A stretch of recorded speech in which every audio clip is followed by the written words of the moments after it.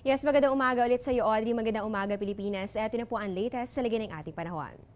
Para po sa araw ito ng Lunes at unang araw po ng pasukan para sa ilan nating mga estudyante, inaasahan po natin ang patuloy na pag-iral nito nga ridge ng high pressure area at yan po umaabot hanggang dito na lamang po yan sa may Northern Luzon. At para po sa mga susunod na oras ayon po sa Pag-asa, inaasahan po natin ang magandang panahon sa malaking bahagi ng ating bansa at sa katunayan ayon po sa kanyang forecast, inaasahan po ang pagkakaroon natin ng bahagya hanggang sa maulap na kalangitan na meron pa rin pong posibilidad ng mga pulo-pulo lamang ng mga pag-ulan o pagkidlat pagkulog. Kaya para po sa mga magulang, huwag pong kakalimutan na pabaunan po ng payong mga rain gear ang inyong mga anak para po maiwasan po natin ang pagkakasakit ng mga bata. At syempre, patuloy po tayo mag-monitor sa lagay ng ating panahon sa mga susunod po yung mga oras. At sa ngayon nga po, inaasahan naman natin na wala po tayong nakikita na anumang sama ng panahon na posible pong makaapekto sa anumang bahagi ng ating bansa. Pero syempre, patuloy po tayo magbantay sa mga susunod pang mga araw. At dahil nga po mga kababayan, tayo po ay pumasok na naman sa panibagong buwan na ito ng Hunyo. Panibagong buwan na naman po ang ating haharapin. Kaya mahalaga pong malaman natin kung ano nga ba ang mga pagbabago na dapat nating asahan sa lagay ng ating panahon.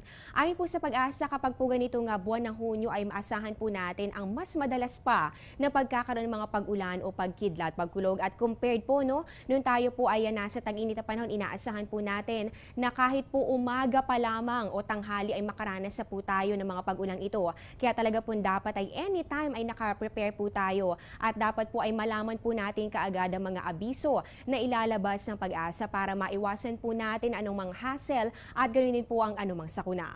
At isa pang dapat po nating asahan dahil nga po mapapadalas na itong mga thunderstorms natin kahit umaga pa lamang, inaasahan po natin ang gradual o yung unti-unting pagbaba ng ating mga temperatura. So inaasahan po natin na medyo lalamig naman yung ating panahon, pero syempre hindi pa rin po natin inaasahan na sobrang lamig dahil nga po bahagya lamang yung pagbaba ng mga temperatura compared nung tayo po ay nasa peak season ng tag-init na panahon dito sa ating bansa.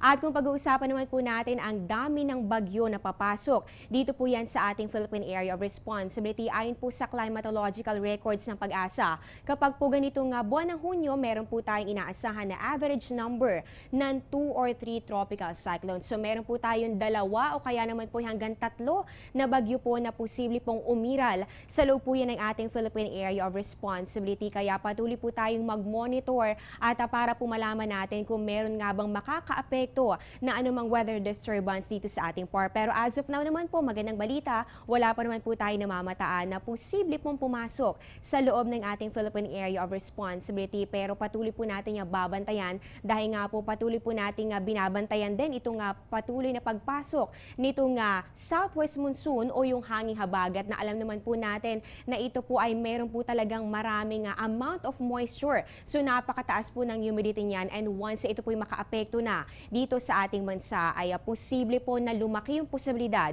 ng pagkakaroon natin ng mga low pressure area o sama ng panahon dito po yan sa loob ng ating PAR.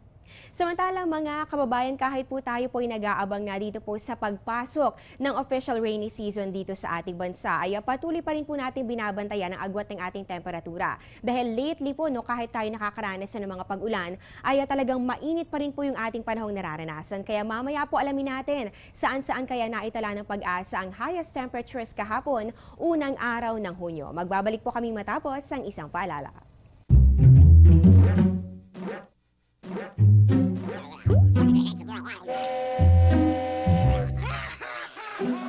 Worried kung nasaan ang package mo? Sa Air 21, worry-free!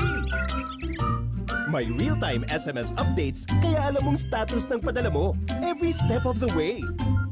Why worry? Pwede namang worry-free. Sa Air 21, sagot ko, padala mo!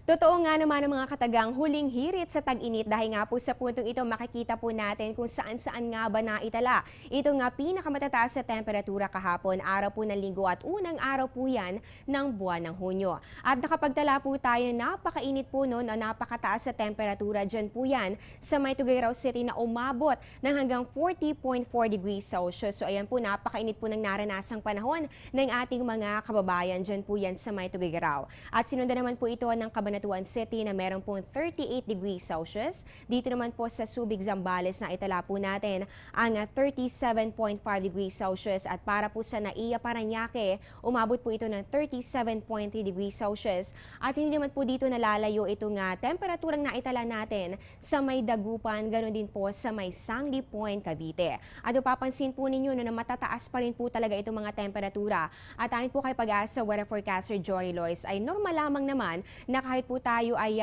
palapit na dito sa tag-ulang panahon dito sa ating bansa ay makapagtala pa rin po tayo ng ganito katataas sa temperatura. At inaasahan naman po natin na sa mga susunod pang mga araw at susunod na mga linggo, lalo na kapag po tayo ay nasa official na rainy season na, ay maaari pong magkaroon na tayo ng pagbaba dito po yan sa ating mga temperatura. Kaya patuloy po natin yung babantayan kasama pa rin ang Panahon TV. At yan po muna ang latest mula dito sa Pag-asa. Abangan niyo po ang susunod na update kasama ang ating weather guide na si Earl Figuracion. Mamaya po yan sa Good Morning Boss. Nakasama niyo po sa balitaan. Ako po ang inyong weather lover, Amor La Rosa, na nagsasabing ang taong handa at may nahon, kayang lagpasan ang hamon ng panahon. Good morning, balik sa iyo, Audrey.